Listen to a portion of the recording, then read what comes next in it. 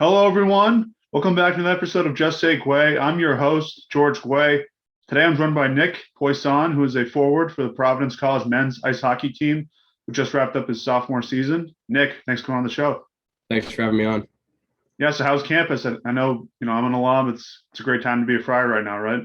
Yeah, no, it's definitely it's going with kind of March here with the basketball team, so it's a fun place to be right now. Yeah, and how are things with you with hockey? I know the season just ended. You said you were coming off of a skate today. Where are you guys in the off season? Yeah, so we're kind of still taking our 2 weeks here. We start working out on Monday. Just some of the guys hopping out there for some open ice, and we'll start working out maybe a couple skates kind of in the spring here, just to get kind of in shape for next year. Yep, definitely got to start preparing now. So let's backtrack. You're from British Columbia. Just take us through what it was like growing up there with the hockey culture. So many great pros coming out of there. There's a lot of noise about Connor Bedard right now, who I'm sure you've heard a lot about by now. But what's that been like? Yeah, no, so it's obviously a great place and just my hometown. So uh, me and my brother started playing kind of at a young age. Our parents neither of them were ever really big into hockey, so it was kind of new to them. But we kind of found good love for the game when we were kids, and kind of every Friday our school would have like a half day or something. I think they were in like construction or something, but they had a rink like right beside it, so that's kind of where both of us first kind of got out there, and then we both kind of just met so many great people throughout our minor hockey days and just had so much fun kind of playing the game. And then growing up, obviously, he was a big role model for me, and kind of he took the steps that were big in both of our careers. Like he was kind of the first one to go join an academy, and then I kind of followed, and then he went up to Prince George first, kind of found out what that side of hockey was, and then I came a few years later, and then obviously kind of with college and recruitments, he came out east first, and then that kind of led the way for me coming out east. Yeah, for sure. So take me through your recruiting process. Your brother's older than you. He's at Maine. Was Maine an option? Were they in the mix? How did it end up at Providence College? Yeah, I think Maine was obviously in the mix. Would have been cool to kind of go there and get to play 4 years with him again. But I think it was kind of just a personal preference here. I think Maine suited him, and Providence kind of suited me. And it was kind of just I was lucky to get hot at the right time. We had our national championship tournament. I kind of got on a hot streak there, and was noticed or kind of was found by the coaching staff here. Talked to them a lot. Really liked the program. Kind of had good mix of academics and athletics, and was really a campus I enjoyed coming to. And then I came down here and just felt like home. So I was lucky enough to have the coaching staff kind of identify me as a player they wanted, and so kind of made a pretty easy decision to come here. Yeah, for sure. And that's definitely something I've heard from a lot of players who played at PC and who are there now. I know Parker Ford was saying the coaching staff during the recruiting process is like a very strong presence. The same with Jack Dugan and his decision. So did you ever hear contacts from the WHL? Because I know you're from Vancouver. Was that ever a possibility? Yeah, I think obviously kind of growing up as a kid, you'd want to play for I always wanted to play for the Giants because I was kind of our WHL team. And no kid kind of out in Western Canada really grows up and is wanting to play kind of college hockey. But I think growing up, the academy I went to, the guy who ran it went to Wisconsin, so he knew kind of the college aspect of things, and he knew kind of the benefits of it. And I was kind of a late bloomer when it came to hockey. I wasn't drafted in the WHL draft, and it was at the point where my brother was kind of playing junior hockey, and we kind of saw the benefits to college hockey and that side of things. And then I had interest from some teams, but it kind of just it didn't really suit me as a player, and so I thought kind of just having the couple extra years to develop in junior hockey and out in college hockey were kind of more beneficial to me. Yeah, and definitely, going to the college route has been the right decision. So, obviously, you come in as a freshman last year.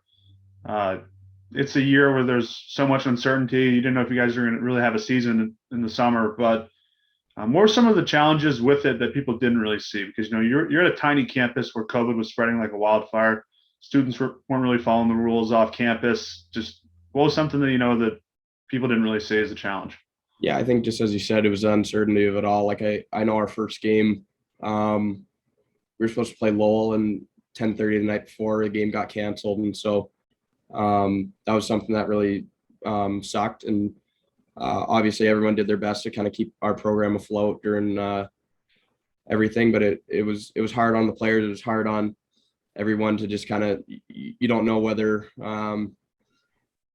like what's going to happen next. So I know we got COVID a couple times and the shutdown sucked, and it's never fun going into quarantine, but I think I'm just glad that we've moved past that. Yeah, for sure. I think that's definitely if you played hockey or you don't, we're all mostly past it. So that's great. So what was it like to finally play in front of fans against Army? I was at that game. It was my graduation weekend, and I think they couldn't have had a better weekend for it. All the 2020 kids back and all the alumni. What was it like to finally take the ice against Army? Yeah, I think it's something you dream of. When you come play college hockey, you know about the student section, you know about the fans, and how loud the building gets. So I think that was something that was really cool for us.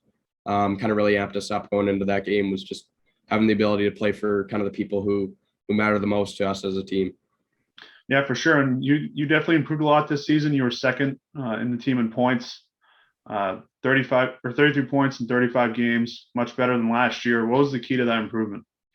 I think just kind of gaining confidence and kind of playing with some guys who I knew kind of how they played. Obviously, last year was kind of more of a feeling out year, getting used to the league and kind of figuring out where I'm fitting in the lineup. And then this year, obviously played with Brett a lot, played with Parker a lot. Those were two guys who kind of I moved around with a bit last year, so I kind of knew how they play, where they'd be, and they're both such talented players. So they kind of made the game easy on me, and just kind of like having that extra chemistry really helped this year. Yeah, and it seems like those guys are coming back next year. So what's the potential of this offense next year? Because it is, to me, it seems like the greatest return rate since 2018 to 2019 when the team went to the Frozen Four the year after.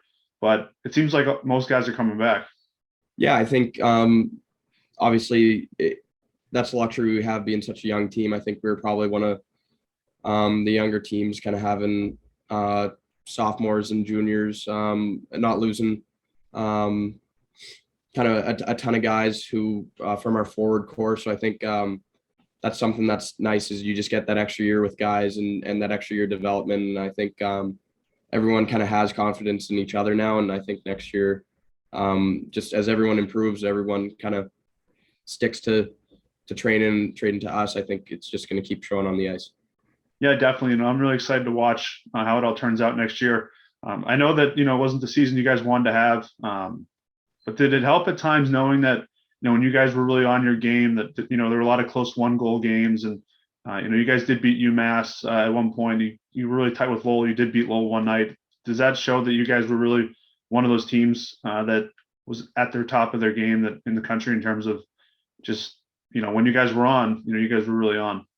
Yeah, I think it was obviously a big difference between this year and last year's is obviously when we lost this year, it wasn't, we weren't getting blown out. We weren't really getting outplayed. There'd be games where, maybe we just couldn't find the back of the net. And I think that's something kind of, as much as you lose, you kind of got to take that into consideration. Maybe like bounces don't go your way or something like that. So I think next year, just kind of being an older team, a more mature team, we're going to be able to kind of come out on top in most of those games now.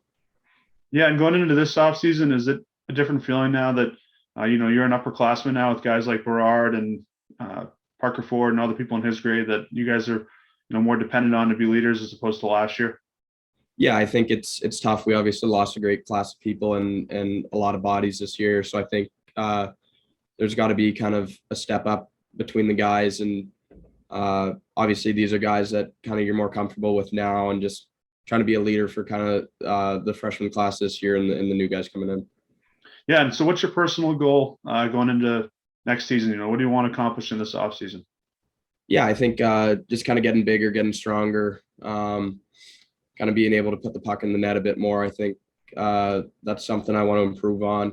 I think just as a team, I think, we want to be able to be kind of top 4, top 5 in our league and get that first round bye, and then, be able to make the tourney. I think that's something no one on the team really has, that feeling. I think that's something that we're all kind of itching for now. Yeah, my last question is, with the basketball team going on a run, does that really motivate you guys? You guys look around, a lot of guys are coming back and saying, hey, that can be us next year. Yeah, I think they've taken on a great mentality. They've always been a guy or a team where people have doubted them. People always have been doubting us, telling them how like they're the luckiest team in the country. And I think that's something that just shows kind of the character of the school and kind of the character that we need to implement as our team is. We've a lot of guys have been kind of written off on this team, and I think that's something that like we can use to our advantage and to become kind of a grittier team and to win those tight games. Yeah, definitely. That's a great approach to have and a mindset to have. And I'm really excited for this team next year. I've been a great follower of the team since I got to Providence College, and I have a feeling this is going to be a great team next year. So, Nick, we'll stay in touch, and thanks for going on the show, and best of luck preparing for next year. Yeah, of course. Thanks for having me. All right, have a good one.